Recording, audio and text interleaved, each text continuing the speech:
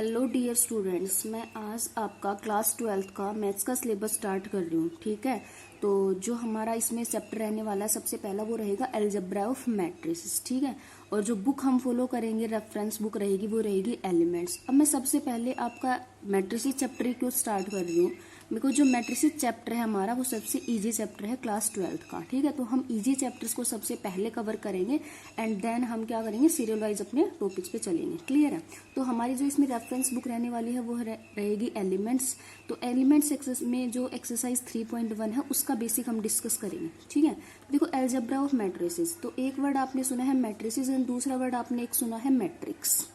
Matrix, इन दोनों word में क्या डिफरेंस है? इन दोनों वर्ड में कुछ भी डिफरेंस नहीं है। जो मैट्रिसेस वर्ड आपका होता है वो मैट्रिक्स का क्या होता है, प्लूरल होता है। क्लियर है। अब मैट्रिक्स की डेफिनेशन क्लियर करने के लिए मैं आपको कुछ इन्फॉर्मेशन प्रोवाइड करवाती हूँ। ठीक है, कुछ इन्फॉर्मेशन लेते हैं, देन हम देखेंगे मैट्रिक्स हमारा क्या होता है। तो देखो मेरे पास कुछ इन्फॉर्मेशन है कि मान लो Kiran has 8 books and 5 pens, Jatin has 6 books and 7 pens, Rekha has 4 books and 10 pens. ठीक है, तो हमने इस डाटा को ऐसे लिखा। अब देखो इसके बाद हमारे पास एक टेबुलर फॉर्म आई, देन हमने इस डाटा को टेबुलर फॉर्म में लिखना सीखा।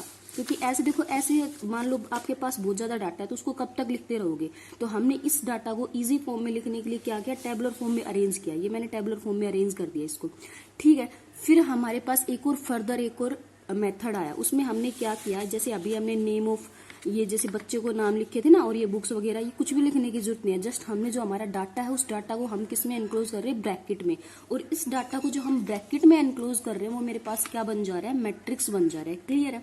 डाटा में एनक्लोज करके मेरे पास क्या बन जा रहा है, मैट्रिक्स। अब देखो इसमें आपको देखो हॉरिजॉन्टल लाइन दिखाई दे रखा है, एक हॉरिजॉन्टल लाइन ये है आपके पास, दूसरी हॉरिजॉन्टल लाइन आपके पास ये है, तीसरी हॉरिजॉन्टल लाइन आपके पास ये है। इन तीनों हॉरिजॉन्टल लाइन, जो भी हॉरिजॉन्टल लाइन आपके पास होती है, जो भी हॉरिजॉन्टल लाइन आपके पास होती है उसको हम क्या बोलते हैं, रो बोलते हैं, रो।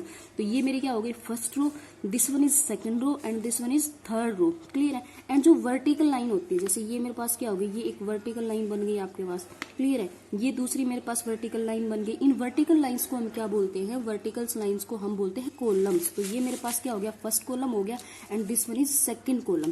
क्लियर है। अब हम अपने मैथमेटिक्स की लैंग्वेज में देखते हैं कि हम मैट्रिक्स को कैसे डिफाइन करेंगे।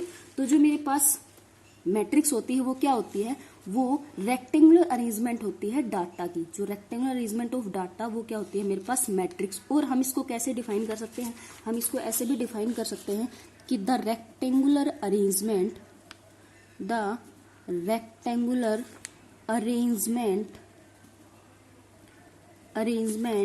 Of numbers and functions is known as matrix। Clear है कि जो रेक्टेंगुलर अरेंजमेंट होती है हमारे पास नंबर एंड फंक्शंस की, वो क्या होती है, मैट्रिक्स। फॉर एग्जांपल जैसे मैं लेती हूँ आपके पास एक cos x sin x 1 minus sin x minus cos x and 1, and इसको, इस डाटा को मैंने ब्रैकेट के अंदर इंक्लूड किया। तो इसमें आपके पास फंक्शंस भी हैं, नंबर्स भी है। तो ये जो फॉर्मेशन बन के आई है मेरे पास, क्या बन के आई है, ये मेरे पास बन के आई है मैट्रिक्स। दूसरा एग्जांपल जैसे 1 1 0 0, ये भी मेरे पास क्या है, मैट्रिक्स। अब इसमें पास आपके पास हॉरिजॉन्टल लाइन कितनी है, 1 एंड 2, दो हॉरिजॉन्टल लाइन, तो रो कितनी हो गई, 2 हो गई। एंड वर्टिकल लाइन 1 2 एंड 3, तो 3 वर्टिकल लाइन हो गई। दैट मीन्स आपके पास 3 कॉलम है। ठीक है, तो ये खाली आपके पास फंक्शंस भी हो सकते हैं, नंबर्स भी हो सकते हैं, और फंक्शन एंड नंबर दोनों हो सकते हैं। तो यहाँ से आई होप आप सभी को मैट्रिक्स की डेफिनेशन क्लियर हो गई होगी कि जो रेक्टेंगुलर अरेंजमेंट होती है हमारे पास नंबर्स एंड फंक्शंस की, is known as matrix. Number they can either number or they can also be function and both. Clear है। ठीक है। अब जो मेरे यहाँ पे जो डाटा लिखा हुआ, इसको हम क्या बोलते हैं, डाटा को हम बोलते हैं एंट्रीज और एलिमेंट्स। क्लियर है ना, इसको हम एंट्रीज भी बोल सकते हैं और एलिमेंट्स भी बोल सकते हैं। तो आई होप आप सभी को मैट्रिक्स की डेफिनेशन क्लियर हो गई होगी। मैट्रिक्स की डेफिनेशन क्या होती है कि rectangular arrangement of numbers and functions. Clear. अब नेक्स्ट हम देखेंगे notation of elements and matrix. मतलब जो एलिमेंट्स होते हैं मेरे पास मैट्रिक्स, उनको हम कैसे डिनोट करते हैं एंड मैट्रिक्स को कैसे डिनोट करते हैं। तो सेम मेरे पास यही मैट्रिक्स है। इस मैट्रिक्स को हम डिनोट करेंगे कैपिटल लेटर से, ऐसे capital. This can be A B C M whatever you want. Clear है। अब हम देखेंगे एलिमेंट्स को कैसे डिनोट करेंगे। तो देखो आपके पास यहाँ पे कितनी रो है, 1 एंड 2। आपके पास जो रोज हैं वो कितनी है, 2, एंड कॉलम कितने हैं, 2। क्लियर है। कॉलम भी आपके पास कितने हैं, 2। तो देखो इसको हम कैसे एलिमेंट्स को डिनोट करेंगे। तो हम लिखेंगे A is equal to A11 A12 A21 A22। Clear. A11 का मतलब क्या है, A11 का मतलब है कि वो एलिमेंट जो first row and first column में आता है। A12 का मतलब क्या है आपके पास, A12 मीन्स दैट एलिमेंट जो हमारे पास first row and second column में आता है। A21 का मतलब क्या होता है कि वो एलिमेंट जो हमारा second row and first column में आता है। A22 का मतलब क्या होता है, वो एलिमेंट जो कि हमारे second row and second column में आता है। अब जैसे आपको कोई ये बोले कि आपको एक मैट्रिक्स का फॉर्मेशन करनी है जिसमें आपके पास रो भी कितनी है, रो भी 3 है एंड कॉलम भी आपके पास कितनी है, 3 है। तो उसका फॉर्म लिख के दिखाना है ऐसे आपको एलिमेंट्स के। तो हम कैसे लिखेंगे, दिस कैन बी जैसे बी, तो हम इसको लिखेंगे, कितनी रो आपके पास, 3। तो हम लिखेंगे A11 A12 A13, कॉलम 3 थे तो यहीं तक चलेगा। ठीक है। अब देखो रो 3 है तो A21 सेकंड रो आ गई ना, तो A22 second row and third column, that means A23। Now third column means third row, that means A3 and first column A31। This is A32 and this is A33। तो ये मेरी क्या होगी, notation of elements. और notation of matrix क्या हो जाएगी, capital letter से। तो क्लियर है आपको notation of elements and matrix. अब हम नेक्स्ट आपके पास देखेंगे order of A matrix. Order of A matrix, matrix का ऑर्डर आपके पास क्या होता है, मैट्रिक्स का ऑर्डर, मैट्रिक्स का जो ऑर्डर आपके पास होता है वो होता है number of rows into number of columns. ठीक है। ये जो मैंने लिखा है इसको आप क्रॉस भी बोल सकते हो, आप इनटू भी बोल सकते हो, आप बाय भी बोल सकते हो। Number of rose by number of columns, ये आपकी चॉइस है। क्लियर है। जैसे हम यहाँ पे ये बी मैट्रिक्स देखते हैं, इसमें आपके पास रो कितनी है, रो आपके पास 3 है एंड कॉलम कितने हैं, कॉलम 3 है। तो इस मैट्रिक्स का, कोई बी मैट्रिक्स का आपसे ऑर्डर पूछे तो क्या हो जाएगा, नंबर ऑफ रोज कितनी, 3 क्रॉस नंबर ऑफ कॉलम 3। ठीक है। तो किसी भी मैट्रिक्स, जैसे बी मैट्रिक्स है तो हम इसके साथ इसका ऑर्डर यहाँ पे लिखते हैं, 3 क्रॉस 3 इज इक्वल टू, जैसे ये मैट्रिक्स मेरे पास ये हो जाएगी। ठीक है। तो इसका इस मैट्रिक्स के साथ कैसे ऑर्डर लिखेंगे, तो हम इसका ऑर्डर लिखेंगे यहाँ पे 3 क्रॉस 3। जैसे मैं ऊपर ये वाली मैट्रिक्स देखती हूँ ए मैट्रिक्स, तो इसका ऑर्डर क्या हो जाएगा, number of rose into number of column, कितने हैं, 2 है ना। तो ये हो जाएगा 2 क्रॉस 2। क्लियर है। एक और एग्जाम्पल लेते हैं, जैसे कोई सी मैट्रिक्स है जिसमें मैंने लिखा 1 2 3 4। क्लियर। इसमें रो कितने हैं आपके पास, रो तो हॉरिजॉन्टल लाइन सिर्फ एक है तो एक ही रो है, और कॉलम कितने हैं, वर्टिकल लाइन देखो 1 2 3 4। तो क्या हो जाएगा आपका 1 क्रॉस 4। क्लियर है। Order of A matrix. ठीक है। अब मैं एक इन जनरल मैट्रिक्स आपको लेके दिखाती हूँ। इन जनरल मैट्रिक्स हम लेते हैं कोई भी, जैसे मैंने एक मैट्रिक्स ले रही हूँ, मैं एक मैट्रिक्स ले रही हूँ हम यहाँ पे से एम मैट्रिक्स, जिसका ऑर्डर मेरे पास m क्रॉस n है। m क्रॉस n का मतलब क्या होगा कि m का मतलब है नंबर ऑफ रोज, है ना, कि m मेरे पास नंबर ऑफ रोज है, और n का मतलब क्या है, नंबर ऑफ कॉलम्स। तो एक ऐसी मैट्रिक्स की फॉर्मेशन मुझे करनी है जिसमें आपके पास m रोज होनी चाहिए, n कॉलम्स होने चाहिए। ठीक है। तो हम शॉर्ट फॉर्म में इसको कैसे लिखते हैं, इसको लिखेंगे AIJ। क्लियर है। और ये मैंने क्या लिखा, AIJ मेरा क्या होता है, AIJ मेरे होते हैं मैट्रिक्स के जो एलिमेंट्स होते हैं, एलिमेंट्स को हम AIJ से डिनोट करते हैं, जहां पे I मेरा क्या होगा, I मेरा 1 से स्टार्ट होता है हमेशा, रो मेरी फर्स्ट से स्टार्ट होगी। और देखो कितनी रोज है आपके पास, m रोज है, तो ये मेरा कहां तक जाएगा, m तक जाएगा। क्लियर। अब J किसको डिनोट करेगा, कॉलम को। तो देखो J मेरा कॉलम भी मेरी 1 से स्टार्ट होगी एंड कहां तक जाएगी, n तक जाएगी। ठीक है। ये तो शॉर्ट फॉर्म हो गई। हम इसको एक्सपेंशन फॉर्म में कैसे लिखेंगे, तो देखो हम इसको लिखेंगे कितनी, A11 A12 A13, यहाँ तक कब तक जाना है, जितने मेरे पास कॉलम है, तो कॉलम कितने हैं, n, तो जाएंगे हम A1n। Now second row A21 A22 A23, कहाँ तक जाएंगे, जितने मेरे पास कॉलम है, A2n। अब देखो रोज कितने हैं आपके पास, रोज आपके पास कितने हैं, m है, तो हम कितनी रोज करेंगे यहाँ पे, m करेंगे, तो अप टू m तक जाएंगे, से दिस इज m, तो m1 क्योंकि फर्स्ट कॉलम है एंड mth रो है, am2 क्लियर है। और ये भी कहाँ तक जाएगा, जो लास्ट एलिमेंट वो मेरा क्या होता है, वो जो मैं जितने number of rows into number of columns, तो लास्ट एलिमेंट मेरे पास हो जाएगा amn, ठीक है। तो ये मैंने लिख दी एक m मैट्रिक्स जिसके पास क्या थे, m rows and n columns, ठीक है। तो आई होप आपको ऑर्डर क्लियर हो गया होगा। ऑर्डर क्या होता है, number of rows into number of columns, clear है। अब देखो हमारे पास किसी भी मैट्रिक्स में नंबर ऑफ एलिमेंट्स कितने होते हैं, number of elements in A matrix, किसी भी मैट्रिक्स में नंबर ऑफ एलिमेंट्स कितने होते हैं। तो अगर आपको किसी मैट्रिक्स का ऑर्डर पता है, से ऑर्डर उसका m क्रॉस n है, तो नंबर ऑफ एलिमेंट्स उसमें हो जाएंगे mn। अब मैं आपको एक मैट्रिक्स देती हूँ A जिसका ऑर्डर 2 क्रॉस 3 है, जिसका ऑर्डर क्या है 2 क्रॉस 3। अब कोई आपसे पूछे कि बताओ उसमें कितने एलिमेंट होंगे, तो उसमें जो एलिमेंट्स होंगे वो होंगे 2 इंटू 3 कितना होता है 6, ठीक है। से आपके पास कोई B मैट्रिक्स है जिसका ऑर्डर है 4 इंटू 5, तो कोई आपसे नंबर ऑफ एलिमेंट्स पूछे तो नंबर ऑफ एलिमेंट्स हो जाएंगे 4 इंटू 5 मतलब 20, क्लियर है, ठीक है। तो देखो आपका एक क्वेश्चन करते हैं हम डिस्कस, जैसे कोई क्वेश्चन आपको बोल दे कि what are the possible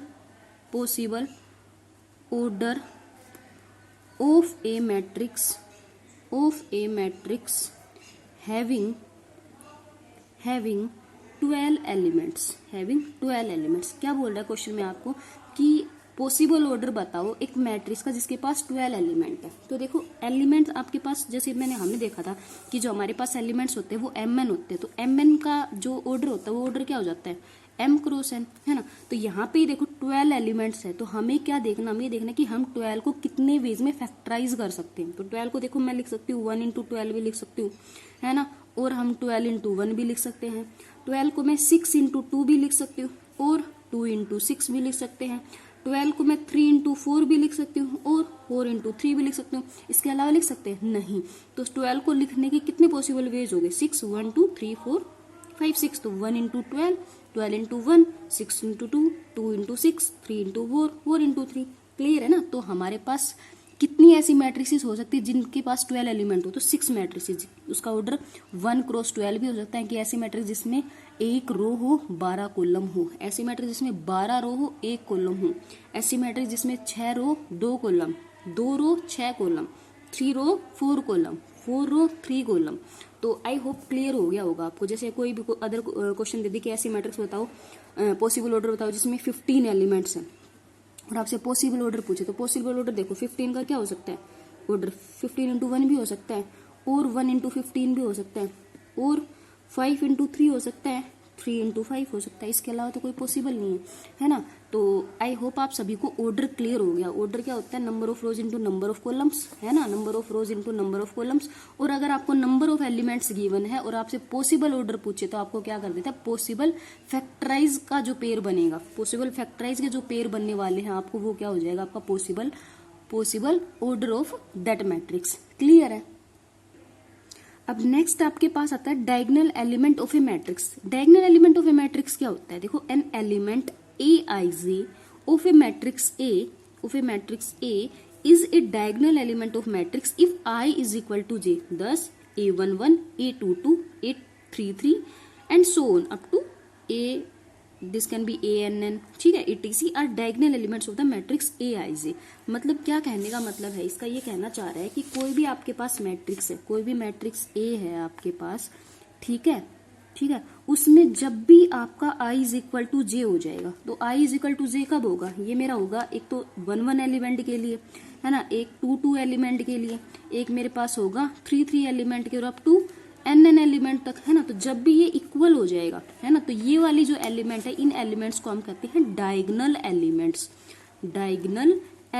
clear. जैसे ये मेरे पास मैट्रिक्स है, यहाँ पे दिस a11, a22, यहाँ पे a33 आएगा, है ना, a44 आएगा, a55 आएगा, है ना, वो मेरे पास क्या हो जाएगा, diagonal elements of A matrix, clear है। अब नेक्स्ट हम पढ़ेंगे टाइप्स ऑफ ए मैट्रिक्स कि मैट्रिक्स जो होती है हमारी कितने टाइप्स की होती है, ठीक है।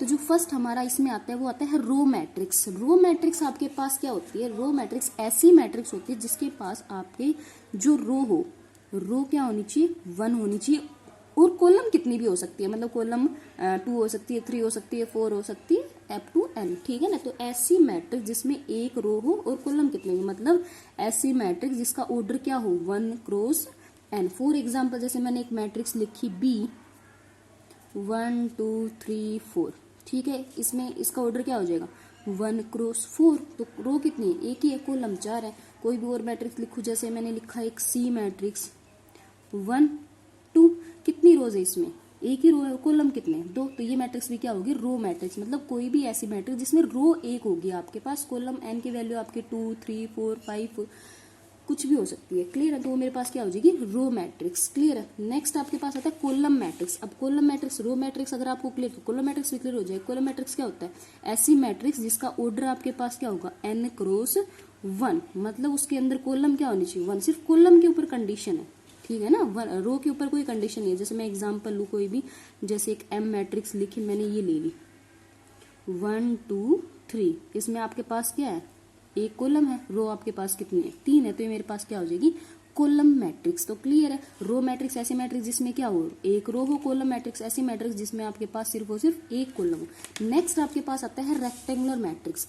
रेक्टेंगुलर मैट्रिक्स क्या होता है कि एक matrix, a matrix of order m cross n is said to be a rectangular matrix if m not equal to n, मतलब that is number of rows is not equal to number of columns, कि हम ऐसी matrix को rectangular matrix कहेंगे जिसका order आपके पास क्या हो, m क्रॉस n, और जहां पे आपका m is not equal to n, मतलब कोई भी अगर मैं मैट्रिक्स लिखती हूँ A, तो इसमें m नॉट इक्वल टू, मतलब जैसे 2 क्रॉस 3 हो गया, ठीक है, 4 क्रॉस 1 हो गया, ठीक है, 7 क्रॉस 2 हो गया, ठीक है, 3 क्रॉस 2 हो गया, यहाँ पे क्या m और n बराबर आपके नहीं है, तो ये क्या होगा मेरे पास रेक्टेंगुलर मैट्रिक्स। फॉर एग्जांपल जैसे मैं मैट्रिक्स लिख रही हूँ आपके पास 1 2 3 4 5 6, इसका ऑर्डर क्या होगा 2 क्रॉस 3, तो ये मेरे पास क्या है, रेक्टेंगुलर मैट्रिक्स। क्लियर है, रेक्टेंगुलर मैट्रिक्स कब होगी, जब आपके पास m is not equal to n। Next आपके पास आता है स्क्वायर मैट्रिक्स। स्क्वायर मैट्रिक्स, ठीक है, तो रेक्टेंगुलर मैट्रिक्स में आपके पास क्या था, m is not equal to n, और स्क्वायर मैट्रिक्स में आपके पास क्या हो जाएगा, m is equal to n, मतलब जब आपके पास number of rows is equal to number of columns हो जाएंगे तो आपके पास वो क्या रहेगा, स्क्वायर मैट्रिक्स। क्लियर है। फॉर एग्जांपल जैसे कोई भी मैट्रिक्स है 2 क्रॉस 2 ऑर्डर की, जैसे मैंने ए मैट्रिक्स को लिखा 1 2 3 4, इसमें क्या है, number of rows equal to number of columns है, तो ये क्या हो जाएगी आपकी स्क्वायर मैट्रिक्स, मतलब कोई भी मैट्रिक्स जिसका ऑर्डर n क्रॉस n हो या m क्रॉस m हो, मतलब number of rows is equal to number of columns होंगे तो आपकी क्या हो जाएगी, स्क्वायर मैट्रिक्स। क्लियर है। नेक्स्ट जो मैट्रिक्स आपके पास आती है वो आती है डायगोनल मैट्रिक्स। डायगोनल मैट्रिक्स की डेफिनेशन क्या होती है, इसकी डेफिनेशन क्या होती है कि स्क्वायर मैट्रिक्स, स्क्वायर मैट्रिक्स आपको क्लियर है, जिसमें आपको number of rows is equal to क्या हो, नंबर ऑफ कॉलम्स हो, स्क्वायर मैट्रिक्स होगी, in which all the non diagonal element are 0 is called diagonal element. तो देखो सबसे पहले नॉन डायगोनल एलिमेंट क्या होता है, तो डायगोनल एलिमेंट आपको पता है, डायगोनल जैसे ए आई जे अगर कोई मैट्रिक्स है मेरे पास, तो उसमें अगर आई इज इक्वल टू जे हो जाता है, मतलब A1 1 A2 2 A3 3, है ना, जो ये सेम ये जो प्लेस आपकी सेम हो रही है वो क्या होगी मेरे पास डायगोनल एलिमेंट। तो नॉन डायगोनल एलिमेंट क्या हो जाएंगे, जहां पे ये आई और जे नॉट इक्वल टू, मतलब A1 2 A1 3 A2 1 A2 3 A3 2, इस टाइप के जो एलिमेंट होंगे जहां पे आई नॉट इक्वल टू आपका जे है वो क्या होगा आपका नॉन डायगोनल एलिमेंट। तो देखो कोई भी स्क्वायर मैट्रिक्स जिसमें सारे के सारे नॉन डायगोनल एलिमेंट अगर आपके 0 हैं तो उसको हम क्या कहेंगे, डायगोनल मैट्रिक्स, मतलब A I J 0 if I not equal to J. For example जैसे ये मैंने मैट्रिक्स लिखी हुई है, तो इसका ऑर्डर क्या है 2 क्रॉस 2, क्योंकि ये जो डायगोनल मैट्रिक्स की कंडीशन आई है किसके ऊपर, स्क्वायर मैट्रिक्स, तो 2 क्रॉस 2 ऑर्डर है। इसने क्या बोला था कि सारे के सारे नॉन डायगोनल, तो देखो ये तो ये वाला कौन सा एलिमेंट है, दिस A1 1, और ये कौन सा A2 2, इसके ऊपर कोई कंडीशन नहीं बोली, तो ये कुछ भी हो सकते हैं, 0 भी हो सकते हैं और नॉन 0 भी। इसने सिर्फ कंडीशन दी है नॉन डायगोनल एलिमेंट, तो नॉन डायगोनल एलिमेंट कौन सा है, एक तो A1 2 है और एक 2 1 है, ये दोनों मेरे 0 होनी चाहिए, तो क्या हो जाएगी मेरे पास डायगोनल मैट्रिक्स। फॉर एग्जाम्पल एक और मैट्रिक्स लू मैं, जैसे कोई भी M मैट्रिक्स ली मैं 3 क्रॉस 3 ऑर्डर की, जैसे मैं लिख रही 3 क्रॉस 3 ऑर्डर की, जैसे ऐसे A1 1 A12, A13, A21, A22, A23, A31, A32, A33। तो इसने जो कंडीशन दी है वो देखो, ये जो वाले जो एलिमेंट है A11, A22 और A33, ये वाले जो एलिमेंट है ये डायगोनल एलिमेंट है। डायगोनल एलिमेंट पे इसने कोई भी कंडीशन नहीं दी है, इसने सिर्फ कंडीशन किस पे दी है, नॉन डायगोनल एलिमेंट। तो नॉन डायगोनल जो बचे हुए क्या है, नॉन डायगोनल, ये सारे क्या होने चाहिए, जीरो होने चाहिए। ये सारे अगर जीरो हो जाएंगे तो ये मेरे पास क्या हो जाएगी, डायगोनल मैट्रिक्स हो जाएगी। ठीक है, और ये जो डायगोनल एलिमेंट्स है कुछ भी हो सकते हैं। एक बात और देखो, जो ये डायगोनल एलिमेंट्स के अलोंग जो लाइन बन रही है मेरे पास, ये A11, A22, A3, इसको हम बोलते हैं principal diagonal. Principal diagonal, clear है ना। मतलब जो भी मेरे डायगोनल एलिमेंट्स के अलोंग जो लाइन मेरे फॉर्म हो रही है A11, A22, A33, इसको हम बोलते हैं प्रिंसिपल डायगोनल। क्लियर है आपको? ठीक है, तो आई होप डायगोनल मैट्रिक्स की डेफिनेशन आप सभी को क्लियर हो गई। ठीक है, अब देखो डायगोनल मैट्रिक्स को एक लिखने का भी एक तरीका होता है। जैसे मैंने इसको मैं एक जनरल फॉर्म में कोई मैट्रिक्स लूँ, जैसे ये मेरे पास हो जाएगी कुछ भी 1 0 0 0 2 0 0 0 3। ठीक है, ये ले लिया मैंने। तो देखो इसको लिखने का एक तरीका होता है मेरे पास कि m is equal to diagonal. ठीक है, अब कौन कौन नॉन जीरो है, 1 2 3।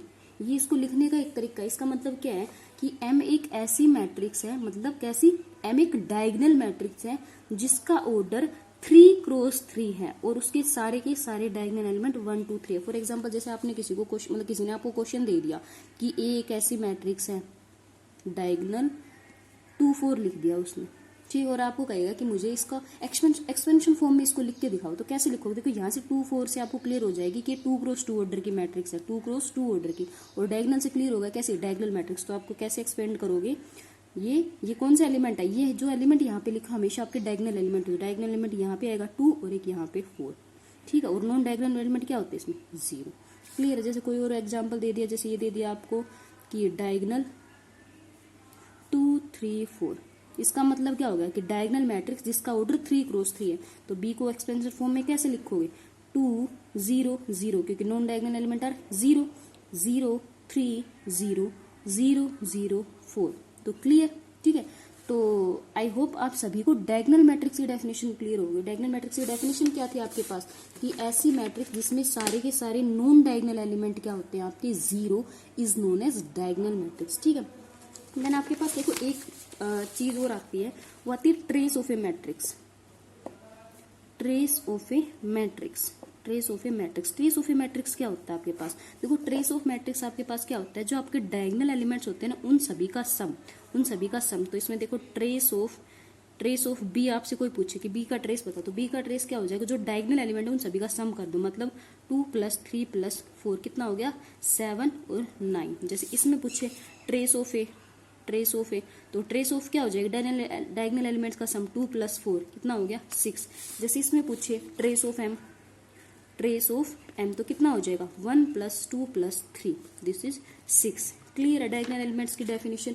ठीक है, नेक्स्ट अपने पास जो मैट्रिक्स आती है वो स्केलर मैट्रिक्स। स्केलर मैट्रिक्स क्या होती है आपके पास, देखो square matrix is said to be a scalar matrix, sorry ये स्केयर है आपका यहाँ पे, square matrix is said to be a scalar matrix if all its non-diagonal elements are 0 and all diagonal elements are equal।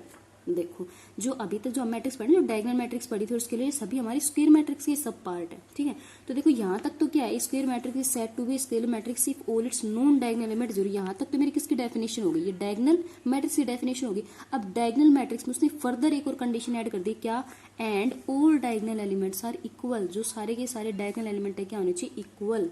मतलब i not equal to j, i not equal to जे का मतलब क्या है, non diagonal element सारे 0, और I is equal to जे का मतलब क्या है, आई इज इक्वल टू जे का मतलब है diagonal element is equal to K, मतलब सारे के सारे सेम होने चाहिए। फॉर एग्जाम्पल मैं आपको कोई एग्जाम्पल लेके दिखाती हूँ। जैसे मैंने कोई ए मैट्रिक्स ली, ठीक है, जैसे 2 0 0 0 2 0 0 0 2। अब देखो ये 2 2 तो क्या है आपके डायगोनल एलिमेंट है ना, डायगोनल एलिमेंट इसमें सारे के सारे क्या है, इक्वल है ना। मतलब डायगोनल ऑफ ये 2 2 2, ये ऐसी मैट्रिक्स है जिसमें डायगोनल एलिमेंट सारे 2 2 2 है एंड नॉन डायगोनल एलिमेंट सारे क्या है, 0 है। तो ये मेरे पास क्या हो गई, स्केलर मैट्रिक्स। स्केलर मैट्रिक्स हमने ये भी तो डेफिनेशन पढ़ी थी कि सारे जो डायगोनल एलिमेंट्स हैं, जो डायगोनल एलिमेंट्स हैं वो क्या होने चाहिए, सेम होने चाहिए, है ना।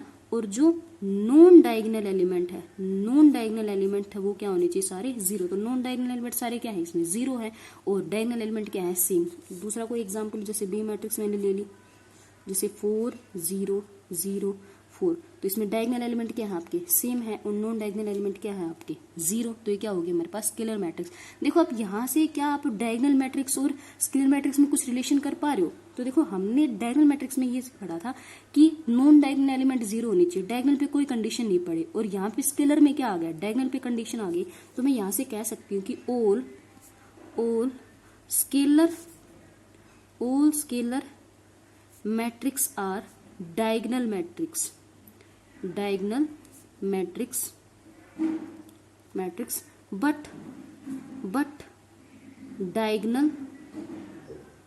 diagonal matrix need not to be scalar, कि जो सारी की सारी स्केलर मैट्रिक्स होंगी वो डायगोनल मैट्रिक्स होंगी, बट डायगोनल मैट्रिक्स जरूरी नहीं है कि स्केलर, क्योंकि डायगोनल मैट्रिक्स में हमारे पास डायगोनल पे कोई, जैसे मैंने कोई एग्जांपल जैसे ले लिया 1 0 0 0 2 0 0 0 3, अब ये क्या है, देखो नॉन डायगोनल, ये तो डायगोनल एलिमेंट हो गए, और डायगोनल एलिमेंट मेरे पास क्या है, सारे के सारे जीरो है।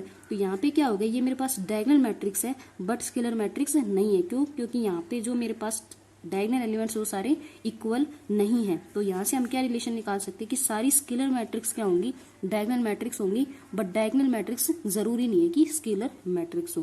क्लियर है। नेक्स्ट जो अपने पास मैट्रिक्स आती है वो आती है यूनिट मैट्रिक्स और आइडेंटिटी मैट्रिक्स। देखो इसके डेफिनेशन पे ध्यान देना, क्या बोल रहा है, ए scalar matrix is said to be a unit matrix or identity matrix if all its non-diagonal element are zero, and each of its diagonal element is unity। देखो स्केलर मैट्रिक्स में हमने क्या पढ़ा था, स्केलर मैट्रिक्स हमने पढ़ा था जो नॉन डायगोनल एलिमेंट्स है वो क्या होने चाहिए, जीरो, और जो डायगोनल एलिमेंट्स है वो क्या होने चाहिए, सेम होने चाहिए। अब यहाँ पे मेरे पास क्या कंडीशन आ गई, यहाँ पे यही है, नॉन डायगोनल एलिमेंट पे सेम कंडीशन है, क्या कि नॉन डायगोनल एलिमेंट क्या होने चाहिए, जीरो होने चाहिए, और डायगोनल एलिमेंट पे क्या कंडीशन आ गई है, डायगोनल एलिमेंट्स पे कंडीशन आ रही है कि यूनिटी मतलब 1 होने चाहिए। तो देखो मैं यहाँ पे एक 3x3 ऑर्डर की मैट्रिक्स ले रही हूँ, और आइडेंटिटी मैट्रिक्स को हम आई से डिनोट करते हैं, जो भी ऑर्डर होगा वो यहाँ, जैसे 3x3 ऑर्डर के तो इसको I3 लिख सकते हैं, खाली आई भी लिख देंगे कोई दिक्कत नहीं है, बस ये ऑर्डर स्टेट करने के लिए हम खाली 3 लिखते हैं, यहाँ पे 3x3 नहीं लिखते आइडेंटिटी के केस में, ठीक है। 3x3 भी लिख सकते हो बट शॉर्ट फॉर्म में हम I3 लिख देते हैं इसको। तो क्या हो जाएगी, आई मेरे पास ये हो जाएगा 1 0 0 0 1 0 0 0 1। यही तो इसने बोला था कि सारे के सारे नॉन डायगोनल एलिमेंट तो क्या होने चाहिए, जीरो होने चाहिए, और डायगोनल एलिमेंट क्या होने चाहिए, यूनिटी मतलब 1 होने चाहिए। जैसे 2 ऑर्डर की मैं लिखूं तो क्या हो जाएगा, I is equal to 1 0 0 1। Clear है, ठीक है। जैसे 4 ऑर्डर की मैं कोई मैट्रिक्स लिखूं तो क्या हो जाएगी, 1 0 0 0 0 1 A22 0 0 0 0 A33 1 0 0 0 0 A44 1। तो ये मेरे पास क्या होगी, 4 ऑर्डर की आइडेंटिटी मैट्रिक्स हो गई। ठीक है, मैं अब ये 3 मैट्रिक्स आपके सामने लिखती हूँ, आप मेरे को बताना कि कौन कौन सी मैट्रिक्स हैं। जैसे कमेंट बॉक्स में आप रिटर्न डाउन करना उनको। तो जैसे एक मैट्रिक्स मैंने ली A 1 0 0 0 2 0 0 0 7, ठीक है।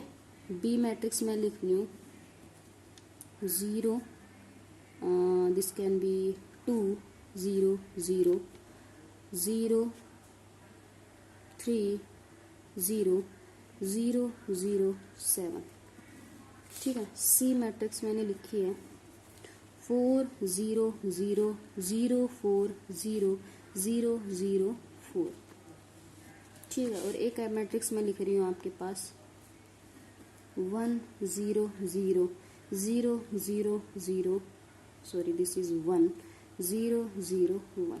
तो आपको कमेंट बॉक्स में मेरे को कमेंट करके ये बताना कि A B C D में से कौन सी मैट्रिक्स है, कौन सी डायगोनल मैट्रिक्स है, कौन सी आइडेंटिटी है, कौन सी स्केलर है, कौन सी स्केलर और डायगोनल दोनों है, ठीक है। ये सब मेरे को बताना है, ठीक है। तो देखो मैं एक बार फर्दर रिवाइज कर देती हूँ आपको कि जो डायगोनल मैट्रिक्स है, डायगोनल मैट्रिक्स।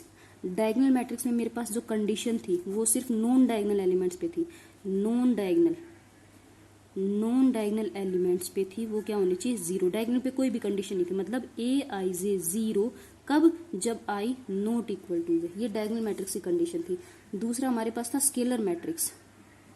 स्केलर मैट्रिक्स में कंडीशन मेरे पास क्या थी, जो ये पहली कंडीशन थी, पहली कंडीशन तो थी इसमें, दूसरी कंडीशन इसमें क्या आ गई थी कि जो डायगोनल एलिमेंट्स हैं वो सारे क्या होने चाहिए, सेम होने चाहिए, मतलब इक्वल होने चाहिए। क्लियर है। देन मेरी आइडेंटिटी मैट्रिक्स में क्या कंडीशन आ गई, आइडेंटिटी मैट्रिक्स में भी पहली कंडीशन तो थी कि सारे के सारे नॉन डायगोनल एलिमेंट के zero.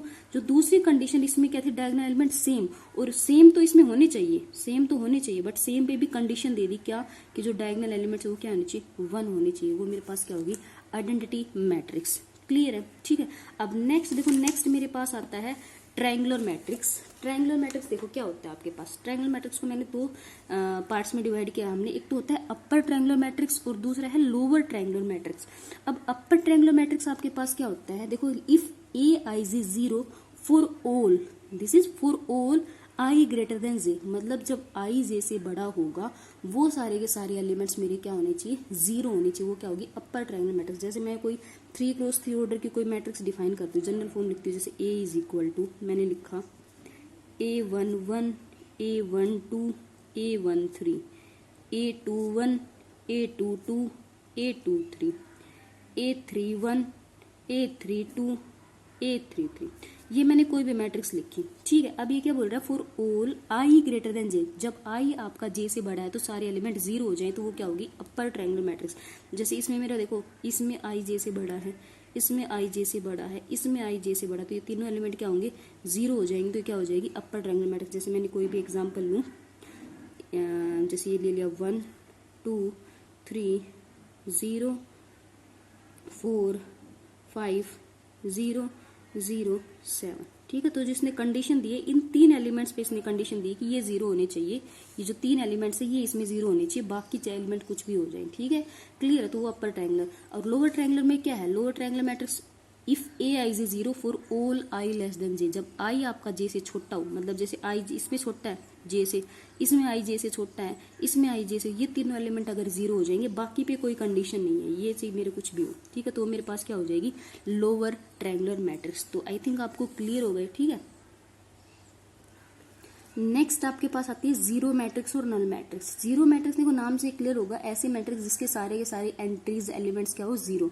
A matrix is said to be zero, और null matrix if each of element is zero. For example जैसे मैं कोई मैट्रिक्स लिखूं एम, ये लिखा मैंने 0 0 0 0, इसमें सारी एंट्रीज क्या है, जीरो, तो क्या हो जाएगी मेरे पास, जीरो मैट्रिक्स। क्लियर है। नेक्स्ट हमारे पास आता है कंपेरेबल मैट्रिक्स। देखो कंपेरेबल मैट्रिक्स क्या होता है, two matrices A and B are said to be comparable only when they are of same order, मतलब कि कोई भी ऐसी दो मैट्रिक्स जिनका क्या होगा, सेम ऑर्डर होगा, तो उनको हम क्या कहेंगे, कंपेरेबल मैट्रिक्स। जैसे मैंने कि ए मैट्रिक्स ले ली जिसका ऑर्डर 2x3 है, और बी मैट्रिक्स ले ली जिसका ऑर्डर भी 2x3 है, तो दोनों क्या होंगी, कंपेरेबल मैट्रिक्स। क्लियर है। अब कंपेरेबल मैट्रिक्स हम क्यों जैसे स्टडी कर रहे हैं, कहाँ पे जरूरत पड़ती है, देखो जब आगे जाके हम क्या पढ़ेंगे, किन्हीं भी दो मैट्रिक्स को कैसे सम कर सकते हैं, कैसे माइनस कर सकते हैं, ठीक है, तो उनमें हमें क्या क्या किसकी जरूरत होगी, कंपेरेबल मैट्रिक्स, मतलब ऐसी दो मैट्रिक्स जिनका ऑर्डर सेम होगा, उन्हीं में हम क्या कर सकते हैं, ऐड और सब्ट्रैक्ट कर सकते हैं, अदरवाइज नहीं। क्लियर है।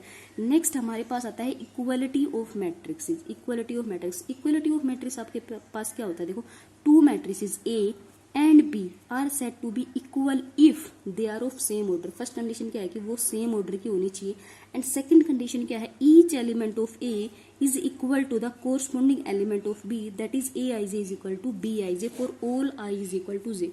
मतलब कि जो ए मैट्रिक्स है उसका सारे के सारे एलिमेंट बी मैट्रिक्स के इक्वल होंगे, किसके, उसके कोरस्पॉन्डिंग एलिमेंट के। फॉर एग्जांपल मैं एग्जांपल लेती हूँ आपके पास, जैसे मैंने कोई ए मैट्रिक्स में ले रही हूँ, ये ले ली 2 3 4 5, ठीक है। तो इक्वलिटी की कंडीशन क्या है कि जो भी बी मैट्रिक्स में लूंगी उसका इसका ऑर्डर अगर 2x2 है तो उसका ऑर्डर भी 2x2 ही होना चाहिए, 2x2 भी। तो पहला तो क्या, जैसे ये 2x2 तो इसका ऑर्डर भी 2x2, पहली कंडीशन तो ये थी। दूसरी कंडीशन में क्या बोल रहा है कि जो कोरस्पोंडिंग एंगल मतलब A11 एलिमेंट वो A11 के इक्वल होना चाहिए, A12 A12 के इक्वल होना चाहिए, A21 A21 के इक्वल और A22 A22। तो मतलब ये सिर्फ और सिर्फ 2 3 4 5 ही हो सकते हैं आपके पास, तभी दोनों मैट्रिक्स इक्वल होंगे। ठीक है, जैसे एक क्वेश्चन दूं मैं आपको, जैसे आपके पास एक A मैट्रिक्स है जिसमें 1 2 3 4 एंड एक B मैट्रिक्स उसने दे दिया आपको X Y Z W, और वो आपको क्या कह रहा है कि if two matrix A and B are equal then find the value of X Y Z W, कि अगर A और B मैट्रिक्स इक्वल है तो X Y Z W की वैल्यू फाइंड आउट करो। तो अगर इक्वल है तो कोरस्पोंडिंग एलिमेंट कोरस्पोंडिंग एक मतलब X मेरा इक्वल होगा 1 के, Y इक्वल होगा मेरा 2 के, Z इक्वल होगा मेरा 3 के एंड W इक्वल होगा मेरा 4 के। ठीक है, एक और जैसे क्वेश्चन देखते हैं हम, जैसे A मैट्रिक्स है मेरे पास X plus Y 0 0 X minus Y. ठीक है, और एक B मैट्रिक्स दे दी जैसे 2 0 0 और 0। ठीक है, अब उसने क्वेश्चन में आपको बोला है कि A और B दोनों इक्वल मैट्रिक्स है, A and B are equal matrices then find out X and Y की वैल्यू फाइंड आउट करनी है। तो देखो अगर इक्वल है तो आपका X प्लस वाई की किसके इक्वल होगा, ये जो A11 है A1 मतलब 2 के इक्वल होगा, एंड जो आपका ये A22 है ये किसके इक्वल होगा, A22 0। तो आपको क्या करना है, इसको सोल्व करना है एंड आपको X एंड Y की वैल्यू बतानी है। तो ये आपको कमेंट बॉक्स में लिखना है कि X एंड Y की पॉसिबल वैल्यूज क्या होंगी। तो बच्चों मैंने जो 3.1 एक्सरसाइज है उसका सारा बेसिक कोशिश की है क्लियर करने की। अगर आपको कोई क्वेरी है, कोई भी आपको डाउट है तो आप कमेंट बॉक्स में मेरे को लिख सकते हो कि ये क्वेरी है, मैं उसको आपको क्लियर करने की कोशिश करूंगी। अब जो भी हमारी नेक्स्ट वीडियो आएगी उसमें हम एक्सरसाइज 3.1 के क्वेश्चंस डिस्कस करेंगे। ठीक है, और अगर आपको वीडियो अच्छा लगा हो तो please like share and subscribe. ठीक है, थैंक यू।